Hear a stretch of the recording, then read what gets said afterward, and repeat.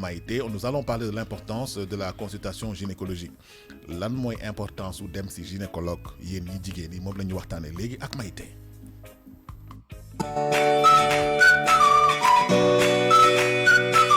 Comment ça va? La rubrique. Maïté, c'est très important d'aller chez un gynécologue pour se faire consulter, surtout pour une femme. Hein. Oui. C'est exclusivement pour les femmes d'ailleurs. Voilà donc tey moom dañu bëgg waxtaan ci loolu parce que gis nañ ne am na jigéen yu bëri ñoo xamante ne jàpp nañ ne dem seeti gynécologue waru leen wala ci parfois ci góor ñi lay jógee seen jëkkër yi dañu jàpp ni que voilà seen jabar amul pour dem si gynécologue tant que nekkul jigéenu biir war a mën a dem consulter ji sage-femme pour mën a xam fan la toll ci grossesse am ak yooyu mais loo gis rek avant ngay yegg ci grossesse boobu noonu dafa am lu ko jiitu ba pare li ko jiitu mooy nga dem seeti gynécologue mu xool déjà sa état de santé xool ndax amuloo jàngoro yu mu àndal ak ñoomin seen donc moo tax tey ñu ne dañuy waxtaan ci consultation gynécologique donc on est allé voir un gynécologue obstétricien docteur Abdoulaye Diop ñu déglu ko on va l'écouter rapidement sur cet extrait ñu seetaanale ko en même temps ñu dellu si waat. Super. La consultation gynécologique, comme pour toutes les consultations médicales, elle se fait habituellement sur rendez-vous. Les patientes appellent pour prendre rendez-vous selon les différents canaux où elles viennent physiquement. Ensuite, le jour de la consultation, on les reçoit et bon, on les introduit, on les accueille, etc. Ensuite, on leur demande le mode de constatation. Le mode de constatation est assez divers. Ça peut être des douleurs, ça peut être des troubles du cycle menstruel, des règles irrégulières, ça peut être des pertes blanches, ça peut être un désir de grossesse, ça peut être plein de choses selon ce qui intéresse la patiente. Il faudrait différencier les consultations gynécologiques et les consultations obstétricales. Les consultations gynécologiques, c'est tout ce qui concerne la femme en dehors de la grossesse. Les consultations obstétricales, c'est tout ce qui concerne la femme pendant la grossesse. Et en général, les gynécologues sont gynécologues et obstétriciens en même temps. Donc, ils s'occupent de la femme pendant la grossesse et de la femme en dehors de la grossesse. Ensuite, quand la femme a son mode de constatation, on lui pose des questions, c'est l'interrogatoire par rapport à ce mode de constatation. Si par exemple c'est une douleur, on essaie de comprendre la douleur, qu'est-ce qui déclenche la douleur, depuis quand elle est là, qu'est-ce qui le calme, quels sont les signes accompagnant la douleur, est-ce qu'il y a des pertes blanches accompagnées, est-ce qu'il y a des saignements qui s'accompagnent de la douleur, etc. pour avoir un peu une sémiologie, une idée de la cause de la douleur. Ensuite, on va s'intéresser aux antécédents de la patiente, ses antécédents personnels, son âge, sa profession, son rythme, son mode de vie, son conjoint éventuel, l'âge de son conjoint, sa profession aussi. Est-ce que c'est un couple polygame, est-ce que c'est un couple monogame, parce que ça peut avoir une incidence sur le module de la consultation. Les antécédents personnels, depuis quand elle a ses premières règles, est-ce que son cycle est régulier, est-ce qu'elle a des règles douloureuses, etc. Est-ce qu'elle a des enfants, s'il a des enfants, elle en a combien, accouchement normal, accouchement césarienne, l'espace entre les grossesses. Donc on essaie d'avoir un historique médical complet de la patiente, chez elle, chez son mari et même dans sa famille. À partir de là, on va l'examiner. Elle passe en salle de consultation, on l'examine, si c'est le ventre, si c'est le bas-ventre, on l'examine, etc. Si nécessaire, parfois, très souvent d'ailleurs, on fait une échographie. La plupart des consultations gynécologiques se font avec une échographie, surtout si c'est dans un cadre de douleur, si c'est dans un cadre de trouble du cycle menstruel. Et à partir de là, le médecin, il a soit un diagnostic complet par rapport au module de constatation et par rapport aux données de l'échographie, ou bien il a des hypothèses diagnostiques. Et quand il a des hypothèses diagnostiques, là, il va demander des examens complémentaires. Il peut demander soit un bilan sanguin, un prélèvement vaginal, un prélèvement urinaire, une autre radio, une IRM, un scanner pour étayer son diagnostic ou pour étayer ses hypothèses. Et à partir de là, on lui propose un traitement, une ordonnance qu'on lui donne en expliquant un peu les différentes posologies à prendre, ou bien on lui donne rendez-vous avec des résultats du bilan qu'on a éventuellement demandé pour faire le suivi à la consultation suivante.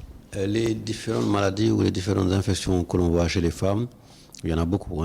Grosso modo, c'est d'abord les infections vaginales. Les infections que nous appelons les infections vaginales basses, c'est-à-dire les pertes blanches pathologiques. Normalement, une femme doit avoir des pertes blanches, c'est tout à fait normal. Mais les pertes blanches doivent être blanches, il n'y en a pas beaucoup, ça ne gratte pas, il n'y a pas d'odeur, il n'y a pas de douleur. Si un seul de ces caractères change, ça veut dire qu'on est en présence soit d'une infection, soit d'un déséquilibre de la flore. Et justement, les infections génitales basses, les pertes blanches pathologiques, sont très fréquemment rencontrées chez les femmes. Je pense que ça fait partie du trio de tête des 3 consultations ou des 3 motifs de consultation les plus fréquents. Donc souvent elles viennent pour ça. Donc à partir de ça, selon les caractères des pertes blanches, on peut savoir quelle est la cause. Si c'est des pertes qui grattent, on sait que c'est des champignons. Si c'est des pertes qui ont une odeur, on sait que c'est des trichomonas. Si c'est des pertes qui ont des couleurs un peu jaunâtres ou verdâtres, on peut savoir à peu près la cause rien qu'en demandant ou rien qu'en regardant l'état des pertes. Parfois, il est nécessaire de demander un prélèvement vaginal pour avoir la cause, parce que certaines pertes, malheureusement, peuvent sembler normales alors qu'elles sont pathologiques, mais elles peuvent vous empêcher d'avoir un enfant ou créer des avortements à répétition. Donc, les pertes blanches font partie quand même des motifs assez fréquents. Deuxième motif que nous rencontrons régulièrement, c'est des troubles du cycle menstruel, un cycle irrégulier, soit trop long, soit trop court, soit des saignements trop abondants, soit des saignements trop peu, trop insuffisants, etc. Et derrière ça, on peut retrouver tout un tas de pathologies. On peut retrouver par exemple des fibromes. Les fibromes sont très fréquents chez les femmes noires. À peu près 50% des femmes ont des fibromes. Ils peuvent être des fibromes très petits, qui font moins d'1 centimètre. Parfois, ils sont très gros, pour avoir la taille d'une orange ou la taille d'un pamplemousse. Donc, selon la taille du fibrome, selon le nombre de fibromes qu'on a, selon la localisation du fibrome, il y a des symptômes. Les 3 symptômes les plus fréquemment associés au fibrome, c'est des douleurs, évidemment. Ça fait mal pendant les règles, en dehors des règles. C'est des saignements, surtout pendant les règles, avec des règles qui sont abondantes. Parfois, c'est le volume, c'est l'abdomen, c'est le ventre qui augmente de volume.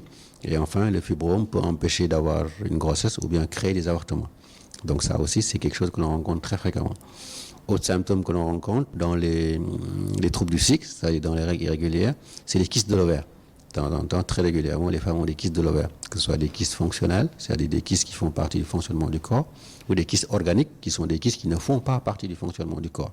Et selon l'échographie, selon l'aspect que le kyste a à l'échographie, ou bien selon les résultats du bilan sanguin qu'on va demander à l'échographie, on peut avoir la nature du kyste, savoir si c'est un kyste qui relève d'un traitement médical ou si c'est un kyste qui relève d'un traitement chirurgical. Et enfin, le dernier motif de constatation très fréquent que l'on voit, c'est le problème d'infertilité. Il y a des patients qui viennent pour avoir un enfant, qui sont mariés depuis 2 ans, 3 ans, 5 ans, 10 ans sans enfant. Ou bien qui ont déjà un enfant et qui ont du mal à en avoir un autre. Donc, ce qu'on appelle une infertilité secondaire. Ou encore des patients qui tombent enceintes, mais les grossesses n'aboutissent pas, qui font toujours des avortements à répétition.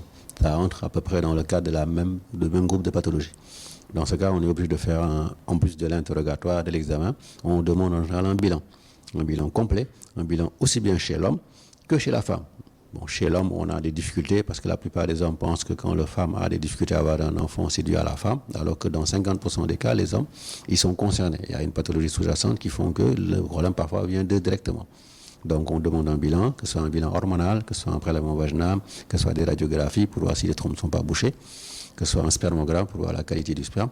Et à partir de là, on pourra proposer au couple une solution. Si on retrouve une pathologie qui explique l'infertilité, on traite la pathologie.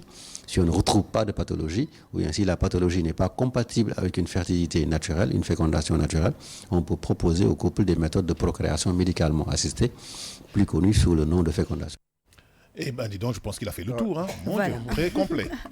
Voilà, donc c'était le but, c'était de faire un bilan complet par rapport à la consultation gynécologique. Donc il a parlé en général de l'importance de la consultation gynécologique. Et en même temps, il a parlé des pathologies qu'on peut rencontrer chez les femmes. Qui font qu'ils sont obligés d'aller faire une consultation gynécologique pour voir exactement quelle est la pathologie qu'ils ont, comme par exemple les infections vaginales, les fibromes, les kystes, l'infertilité, donc la stérilité comme on appelle, qui est un gros problème au Sénégal parce que tout simplement, comme il l'a expliqué, habituellement on pense que c'est les femmes qui ont un problème d'infertilité, alors que souvent ça peut venir de l'homme. Alors aujourd'hui au Sénégal, beaucoup de gens n'ont pas cette culture-là. Habituellement, quand il y a un problème de procréer, automatiquement c'est la femme. Voilà. Alors que dans beaucoup de cas, comme il vient de le dire, c'est plutôt l'homme qui a un problème. Donc il faudrait que les gens comprennent déjà que la consultation gynécologique n'est pas juste chez la femme, ça peut être aussi chez l'homme. L'homme a le droit aussi d'aller faire une consultation gynécologique pour voir son état de santé parce qu'il peut avoir une infection, il peut avoir plein d'autres pathologies qui est en lui.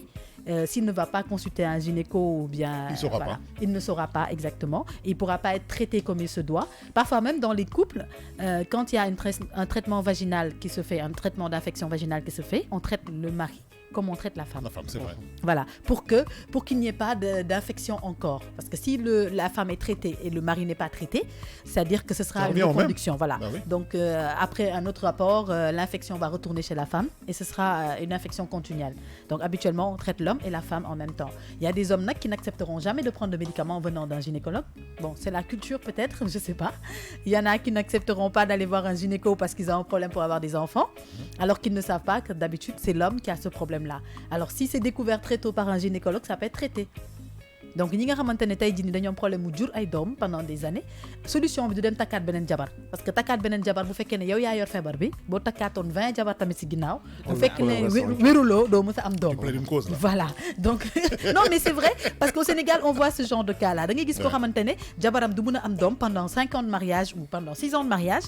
La solution que les parents pensent ou bien la solution que le mari pense c'est aller prendre une deuxième femme en pensant qu'en prenant une deuxième femme il pourra avoir des enfants yaakaar ne ki jigéen ki mooy problème bi alors que bu fekkee ne yow yaay problème bi mooy takkal 20 jabar tant que fajuwuloo doo am doom. Mais le problème c'est que même soo takkee deuxième femme bi su fekkee ne benn moment def nga ko amuloo doom tu te rends compte que c'est toi tu vas voir le médecin. C'est ce que je suis en train de dire maanaam tey jii nii am na ñoo xamante ne duñ ko accepter dañuy bañ le fait que ni que ñoom ñooy problème bi donc du coup ils vont jamais aller voir un médecin man gis naa ci ay cas yoo xamante ne la femme elle est allée faire tous les examens nécessaires elle s'est rendue compte qu'effectivement elle n'a pas de problème de stérilité. Que c'est le mari mais le mari dafa bañ ba noonu la seen diggante yàquwee parce que le gars avait refusé catégoriquement d'aller voir un médecin pour se soigner alors que peut-être bu demoon seeti ji docteur dinañ xam cause bi lan la traité ko te après voilà dinañ sauver couple bi mais comme le gars s'est entêté et la famille était derrière aussi di ci wax loo xam ne seen yoon neewu ci finalement couple bi dafa mujj tas mais waa ji takkaat na jabar taxul mu am doom donc avant qu'ils comprennent yàq nañ diggante boo xamante ne peut-être buñ ko defaroon tey jii nii peut-être am nañ ci njaboot voilà amoon nañ ci njaboot bu barkeel ak ñoom seen mais tas nañ loolu tey nekkaat na ci beneen sëy boo xam te ne foofu tamit même problème bi la fay fekkaat rek tant que fajuwul du mës a am solution donc nit ñi dañu bàyyi bu jigéen amulee doom ci diggante ñaari at ñeenti at bu juróomi at rek ñu jàpp ne ku jigéen ki moo mënul am doom surtout les parents dañu génn ci diggante jëkkër ak jabar dañu yem ci seeni problème voilà donc c'était le sujet que je voulais apporter pour donner l'importance d'aller se faire consulter chez nous les femmes que ce soit mariées ou non mariées c'est pas juste les femmes mariées qui doivent aller voir un gynéco même quand tu n'es pas marié dès que tu as des rapports sexuels il faut aller voir un gynéco régulièrement. Si tu n'as pas de rapport sexuel aussi, rien n'inclut que nga war a dem seeti gynéco parce que parfois mën nga am ay kyste yu nekk ci yow yoo xam ne par échographie docteur bi mën na ko gis ñu traité ko et que pour que demain nga mën a am solution. Voilà. Merci Tata Maïté, nous parlions de l'importance de la consultation gynécologique qui concerne les hommes comme les femmes, jigéen comme góor vraiment soo leen amee problème voilà njur wala quoi que ce soit comme ni ko Maïté waxee aller voir un médecin c'est le premier réflexe. Oui, c'est ça. Ça peut sauver